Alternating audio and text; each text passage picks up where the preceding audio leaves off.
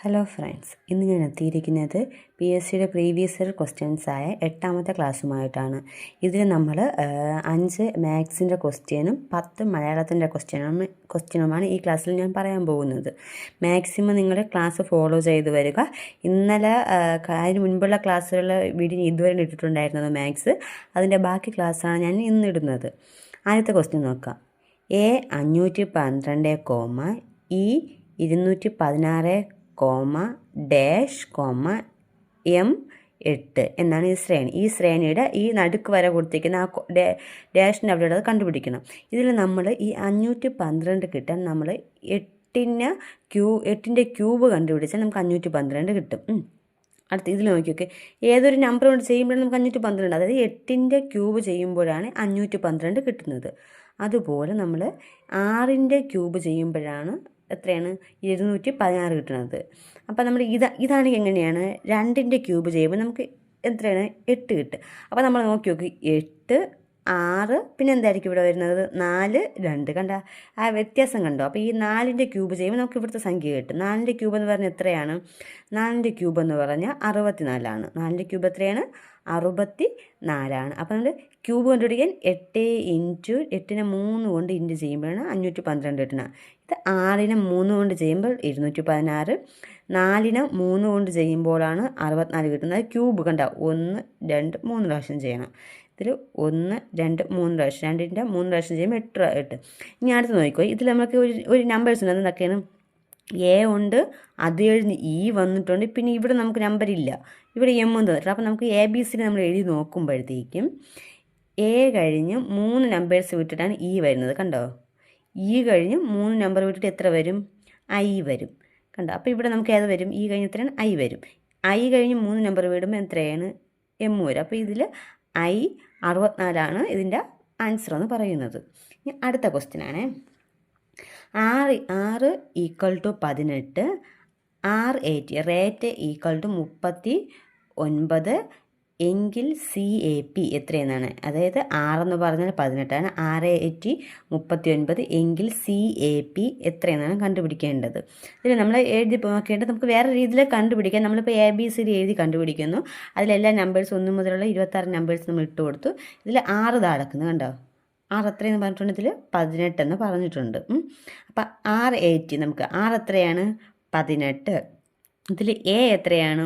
1. ആ 1 ഇവിടെ എഴുതി. കണ്ടോ? അടുത്ത് T എത്രയെന്ന് പറഞ്ഞിട്ടുണ്ട്? ഇവിടെ 20. ആ 20 നമ്മൾ ഇവിടെ എഴുതി.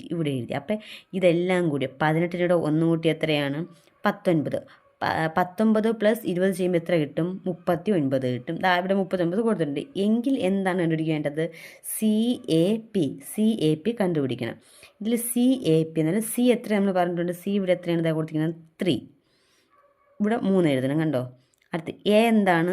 ഇതിൽ 1. കണ്ടോ? ആ 1 അടുത്ത് ഇവിടെ എഴുതി. അടുത്ത് എന്താണ്? P എത്രയെന്ന് നമ്മളിവിടെ പറഞ്ഞിട്ടുണ്ട്? 16. കണ്ടോ? ഇവിടെ കൊടുത്തിട്ടുണ്ട് 16. അപ്പോൾ അതെല്ലാം കൂടിയിട്ട് 3ൻ്റെ കൂടെ 1 കൂട്ടും 4. 4 + 16 എത്രയാണ്? 20. കണ്ടോ? ഇത് വളരെ വളരെ സിമ്പിളായിട്ടുള്ള ക്വസ്റ്റ്യൻസാണ്. നമുക്ക് മാക്സിമം ഇതിൽ നിന്ന് മാർക്ക് വാങ്ങിക്കാൻ പറ്റുന്നതായിരിക്കും. ഇനി അടുത്ത ക്വസ്റ്റ്യനാണ്. ഇനി അടുത്തത് നമുക്ക് 30/9/2017 മുതൽ 5 വർഷവും 5 മാസവും 5 ദിവസവും പൂർത്തിയാകുന്ന തീയതി എന്നാണെന്നാണ് കണ്ടുപിടിക്കേണ്ടതാണ്. 30/9/2017 മുതൽ 5 വർഷവും 5 മാസവും 5 ദിവസവും പൂർത്തിയാകുന്ന തീയതി കണ്ടുപിടിക്കുക. നമ്മളിതാ ഈ നമ്പർ അതേപടി എവിടെ എഴുതി? ഇവിടെ എഴുതിയിട്ടുണ്ട് 30/9/2017. ഈ 9 എന്ന് പറയുന്നത് ഏതാണ്? സെപ്റ്റംബർ മാസമാണ് അല്ലേ? 9 ജനുവരി ഫെബ്രുവരി മാർച്ച് അങ്ങനെ ഓരോ വേല ശനി നോക്കുമ്പോൾ എത്രയാണ്? 9ാമത്തെ മാസമാണ് സെപ്റ്റംബർ വരുന്നത്. എന്നിട്ട് നമ്മൾ എന്ത് ചെയ്ത് 5 വർഷം കണ്ടുപിടിക്കണം. അപ്പോൾ ഈ 2000 നമ്മൾ ഇത് അതേപടി അത് 30 എന്താണ് 30/9/2017 അത് നമ്മൾ അതേപടി ഇവിടെ എഴുതിയിട്ടുണ്ട്. കണ്ടോ? എന്നിട്ട് നമ്മൾ എന്ത് ചെയ്യണം? 5 വർഷം കണ്ടുപിടിക്കണം. ഈ 2017ൻ്റെ കൂടെ 5 കൂട്ടണം.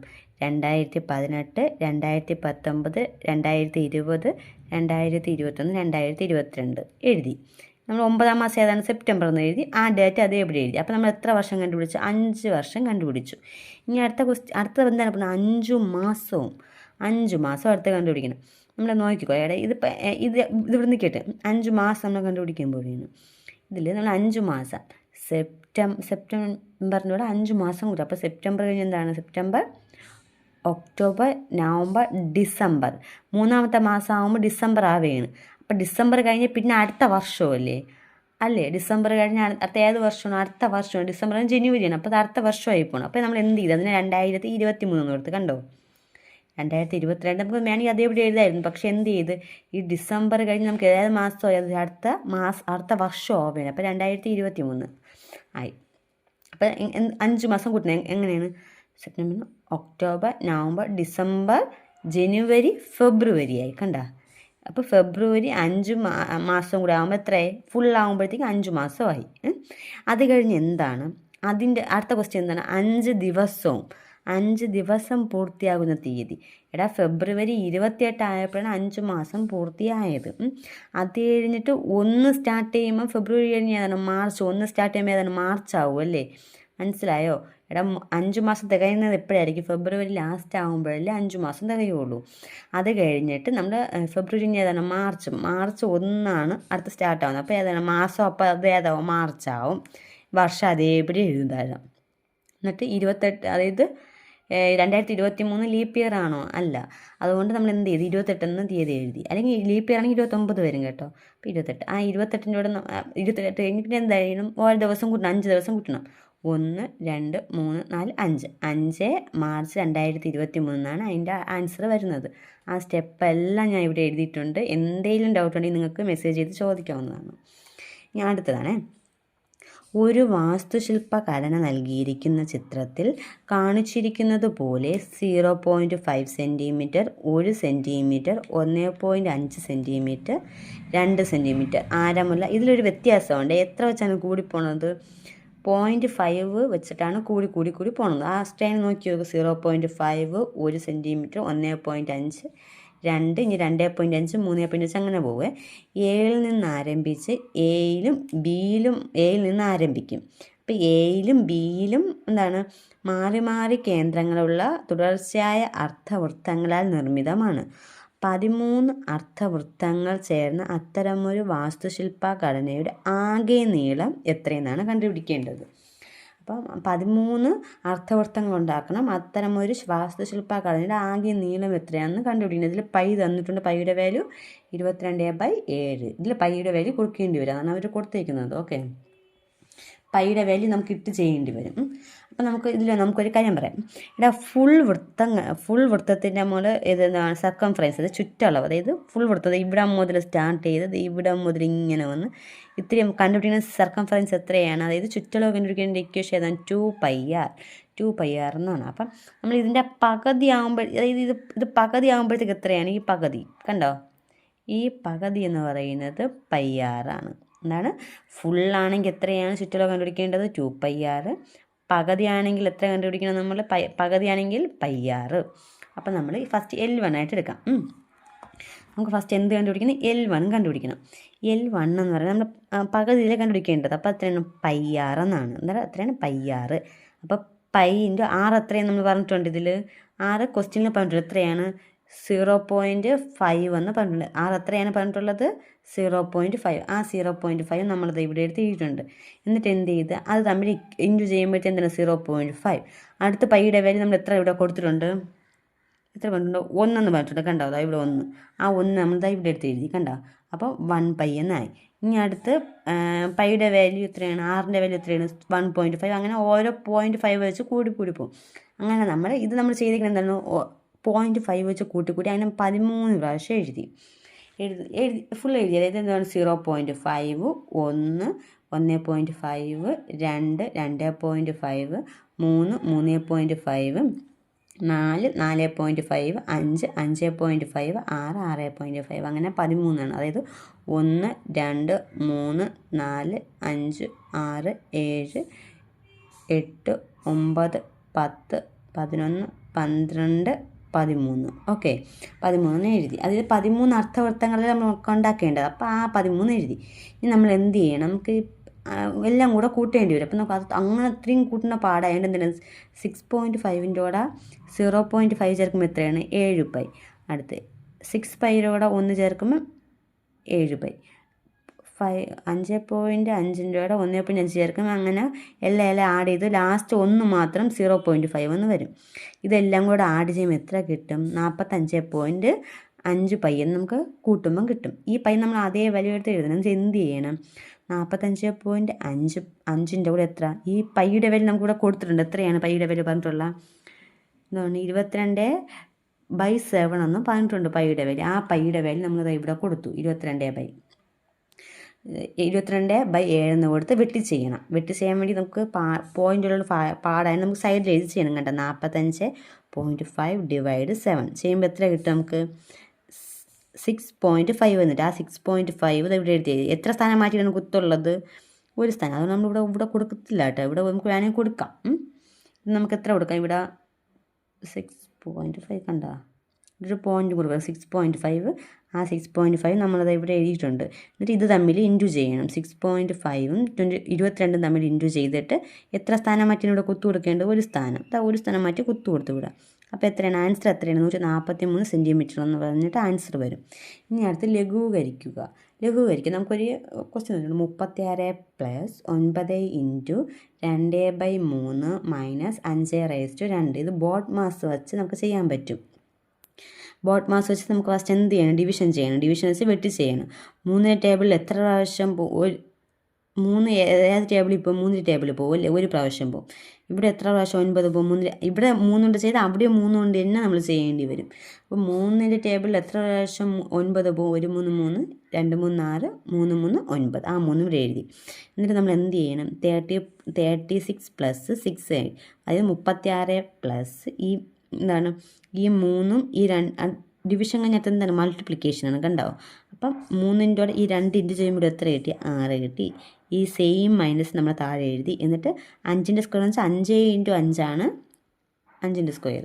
അപ്പം 36 നേരെ എഴുതി, പ്ലസ് താഴെ എഴുതി, 6 താഴെ എഴുതി, മൈനസ് താഴെ എഴുതി. 5 × 5 എത്രയാണ്? 25. അതായത് 1 5 5, 2 5 10, 3 5 15, 4 5 20, 5 5 25. ആ 5 5 25 ഇവിടെ ഉള്ളത്. ഇനി അടുത്ത് എന്ത് ചെയ്യുന്നു? ഈ 36ൻ്റെ കൂടി അത് ഡിവിഷൻ കഴിഞ്ഞ് എന്താണ് അടുത്ത്? മൾട്ടിപ്ലിക്കേഷൻ കഴിഞ്ഞ അടുത്ത് എന്താണ്? അഡീഷൻ ചെയ്യണം. 36ൻ്റെ കൂടെ 6 കൂട്ടി എത്രയാണ്? 42. 42 മൈനസ് 25. അപ്പം അഡീഷൻ കഴിഞ്ഞ് സബ്സ്ട്രാക്ഷൻ അല്ലേ? 42ൽ നിന്ന് 25 മൈനസ് ചെയ്യുമ്പോൾ എത്ര കിട്ടുക? 42ൽ നിന്ന് 25 മൈനസ് ചെയ്തപ്പോൾ എത്ര കിട്ടി? ആൻസർ 17 കിട്ടി. ആ 17ആണ് ഇവിടെ ആൻസർ എഴുതിയിരിക്കുന്നത്. ഓക്കെ. ഇനി അടുത്ത് നമുക്ക് മലയാളത്തിൻ്റെ 10 ക്വസ്റ്റ്യൻസ് നമുക്ക് പഠിച്ചാലോ? ആദ്യത്തെ ക്വസ്റ്റ്യനാണേ. ശരിയായ പദം വിഡിത്തം. ഈ ഡാ നോക്കിക്കോണേ. ആദ്യത്തേത് ചുരുക്കില്ലാത്ത ഡായാണ്. പിന്നെ ഒരു ഡാ വരുന്നത് ചുരുക്കമുള്ള ഡായാണ്. നമ്മൾ മുൻപത്തെ ക്ലാസ്സിൽ നമ്മളെന്താ വൃഷ്ടി പഠിച്ചുകൊണ്ട് ഡാ വരുന്നത് വൃഷ്ടി അല്ലേ? മുൻപത്തെ ക്ലാസ്സിൽ. ഇതിലിപ്പം പറയുന്നത് ഏതാണ്? ശരിയായ പദം വിഡിത്തം. ഇനി അടുത്ത് വില്ല് എന്ന പദത്തിൻ്റെ അർത്ഥങ്ങൾ ഏതൊക്കെയാണ്? ചാപം, കാർമുകം, കോദണ്ഡം. വില്ല് എന്ന പദത്തിൻ്റെ അർത്ഥങ്ങൾ ഏതൊക്കെയാണ്? ചാപം, കാർമുകം, കോദണ്ഡം. അടുത്ത് ഉദാരൻ എന്ന പദത്തിൻ്റെ വിപരീത അർത്ഥമായി വരുന്ന പദമേത്? കൃപണൻ. ഉദാരൻ എന്ന പദത്തിൻ്റെ വിപരീതാർത്ഥമായി വരുന്ന പദം ഏതാണ്? കൃപണൻ. അടുത്ത് പെരുമ്പറ എന്ന പദം പിരിച്ചെഴുതുക. എങ്ങനെയാണ്? പെരും അധികം പറ. പെരുമ്പറ എന്ന പദം പിരിച്ചെഴുതുക. ഏതാണ്? പെരും അധികം പറ. കർത്താവ് എന്ന പദത്തിൻ്റെ എതിർലിംഗമായി വരുന്ന പദം ഏതാണ്? കർത്തൃ. കർത്താവ്, കർത്തൃ. അടുത്ത് ബഹുവചനത്തിന് ഉദാഹരണം. ബഹുവചനം എന്ന് പറഞ്ഞാൽ എന്താണ്? കൂടുതൽ. അതായത് നമുക്ക് അതിൽ മിടുക്കർ എന്ന് പറയുന്നത്. മിടുക്കർ കുറേ പേര് വരുമല്ലോ. അപ്പം മിടുക്കർ അതെന്താണ്? ബഹുവചനം. പിന്നെ 5 6 എന്ന പദത്തെ ഘടക പദങ്ങളാക്കുക. 5 6. 5 6 ഏതാണ്? 5 6. വയറ്റത്തടിക്കുക എന്ന ശൈലിയുടെ അർത്ഥത്തെ സൂചിപ്പിക്കുന്ന പ്രയോഗങ്ങൾ ഏതൊക്കെയാണ്? ഗതിമുട്ടിക്കുക, ദുഃഖിപ്പിക്കുക, കഷ്ടപ്പെടുത്തുക. വയറ്റത്തടിക്കുക എന്ന ശൈലിയുടെ അർത്ഥത്തെ സൂചിപ്പിക്കുന്ന പ്രയോഗങ്ങൾ ഏതൊക്കെയാണ്? ഗതിമുട്ടിക്കുക, ദുഃഖിപ്പിക്കുക, കഷ്ടപ്പെടുത്തുക. അടുത്ത് പുത്രൻ്റെ ഭാര്യ എന്നർത്ഥം വരുന്ന പദം ഏതാണ്? സ്നുഷ. പുത്രൻ്റെ ഭാര്യ ഏതാണ്? സ്നുഷ. അടുത്ത് ടു റൂട്ട് ഔട്ട് എന്ന ഇംഗ്ലീഷ് ശൈലിയുടെ ശരിയായ പരിഭാഷ ഏത്? ടു റൂട്ട് ഔട്ട് ഏതാണ്? ഉന്മൂലനം ചെയ്യുക. ടു റൂട്ട് ഔട്ട് എന്ന ഇംഗ്ലീഷ് ശൈലിയുടെ ശരിയായ പരിഭാഷ ഏതാണ്? ഉന്മൂലനം ചെയ്യുക. ഒരിക്കൽ കൂടെ വായിക്കാം മേഡം. ശരിയായ പദം വിഡ്ഢിത്തമാണ്. വില്ലെന്ന പദത്തിൻ്റെ അർത്ഥങ്ങൾ ഏതൊക്കെയാണ്? ചാപം, കാർമുകം, കോദണ്ഡം. അടുത്ത ഉദാരൻ എന്ന പദത്തിൻ്റെ വിപരീതാർത്ഥമായി വരുന്ന പദം ഏതാണ്? കൃപണൻ. അടുത്ത് പെരുമ്പറ എന്ന പദം പിരിച്ചെഴുതുക. പെരും അധികം പറ. കർത്താവ് എന്ന പദത്തിൻ്റെ എതിർലിംഗമായി വരുന്ന പദം ഏതാണ്? കർത്തൃ. ബഹുവചനത്തിന് ഉദാഹരണം മിടുക്കർ. അഞ്ചാറ് എന്ന പദത്തിൻ്റെ ഘടകപദങ്ങളാക്കുക. അഞ്ചോ ആറോ. വയറ്റത്തടിക്കുക എന്ന ശൈലിയുടെ അർത്ഥത്തെ സൂചിപ്പിക്കുന്ന പ്രയോഗങ്ങൾ ഏതൊക്കെയാണ്? ഗതിമുട്ടിക്കുക, ദുഃഖിപ്പിക്കുക, കഷ്ടപ്പെടുത്തുക. പുത്രൻ്റെ ഭാര്യ സ്നുഷ. ടു റൂട്ട് ഔട്ട് എന്നാണ് ഉന്മൂലനം ചെയ്യുക. നിങ്ങൾക്ക് ഇത്രയും ക്ലാസ് മനസ്സിലായി എന്ന് കരുതുന്നു. എന്താണ് ഒന്നാമത്തെ ക്ലാസ് മുതൽ കാണുക. ഇപ്പോഴും ഞാൻ പറയുകയാണ്, ഒന്നാമത്തെ ക്ലാസ് മുതൽ കാണുക, പഠിക്കുക. അടുത്ത റാങ്ക് ലിസ്റ്റിൽ വരാൻ മാക്സിമം ശ്രമിക്കുക. അടുത്ത ക്ലാസ്സുമായിട്ട് ഞാൻ അടുത്ത വീഡിയോയിൽ എത്തുന്നതായിരിക്കും. Thank you.